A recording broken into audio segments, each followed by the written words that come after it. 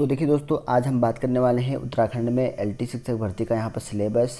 और आपको बता दूं कि यहाँ पर जो सिलेबस है पुराना ही सिलेबस है अभी तक का, जो कि आपका 30% जो है सीडी पे आएगा, यानी कि शिक्षण अभिरुचि से क्वेश्चन आएंगे। और जो 70 मार्क्स का जो क्वेश्चन आएगा वो आपका आएंगे सब्जेक्ट वाइज, यानी कि आपने जिस सब्जेक्ट से डाला होगा उसी सब्जेक्ट का आपका 70% जो है आपका वहाँ से आएगा, यानी कि 70 मार्क्स का आपका वो आएगा। और एक ही पेपर होगा आपका 100 मार्क्स का। 30 क्वेश्चन जो होंगे वो आपके होंगे सीडीपी की, जो कि आपके एलटी बीएड जो कि आपने बीपीएड जो भी कर रखा है उसमें से शिक्षण अभिरुचि का जो पार्ट है वो चीज़ आएंगे। और उन टॉपिकों को मैं यहाँ पर बता देता हूँ। पहला टॉपिक आप लोग देख सकते हैं यहाँ पे, शिक्षकों में जो है छात्रों के प्रति अभिवृत्ति क्या है और सामाजिक परिपक्वता का है। और शिक्षा के प्रति अभिवृत्ति क्या है, विचार संप्रेषण है। और यहाँ पर शिक्षण व्यवसाय है और शैक्षिक प्रयोग है। और यहाँ पर शिक्षक की जो योग्यताएं हैं, क्वालिटीज़ हैं और उसके गुण जितने भी हैं वो आएंगे।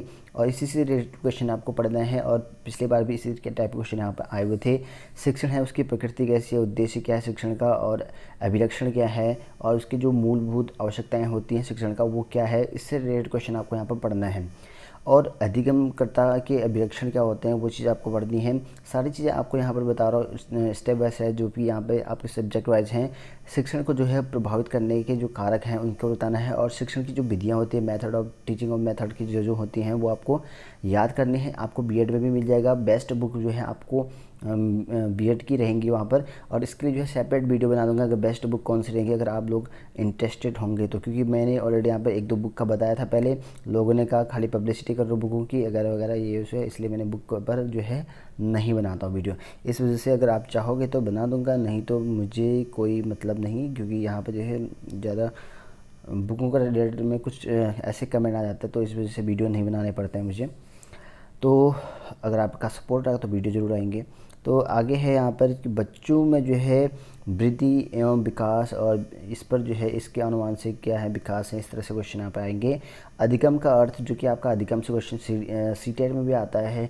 सीटेट की बुक से भी अगर आपको इन टॉपिक मिल रहा है तो वहाँ से भी आप पढ़ सकते हैं इजीली। ठीक है, पढ़ना कैसे है मैं थोड़ा हिंट दे दूंगा बीच बीच में।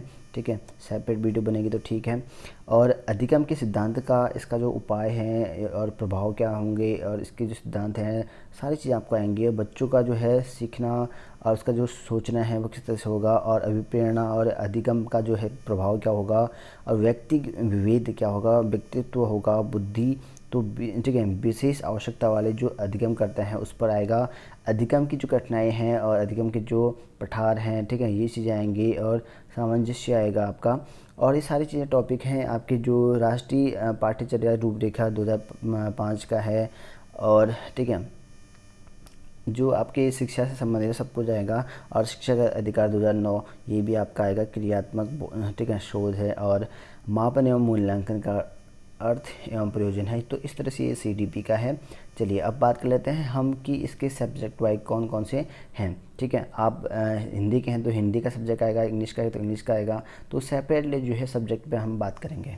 बात करते हैं आपका जो यहाँ पर व्यायाम से जो एलटी क्वेश्चन पूछे जाते हैं वो किस टॉपिक से पूछे जाते हैं। आप लोग यहाँ पर देख सकते हैं फिजिकल एजुकेशन का अगर पेपर दे रहे हैं तो आपको जो है इन टॉपिकों को प्रिपेयर करना पड़ेगा।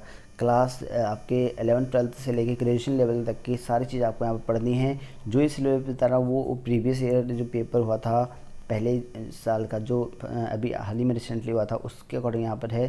तो इसमें देख सकते हैं जितनी भी आपको यहाँ पर टॉपिक दे रहे हैं उन सभी को आपको यहाँ पर पढ़ना है। ठीक है, स्पोर्ट्स ट्रेनिंग है, हेल्थ एजुकेशन है यहाँ पे।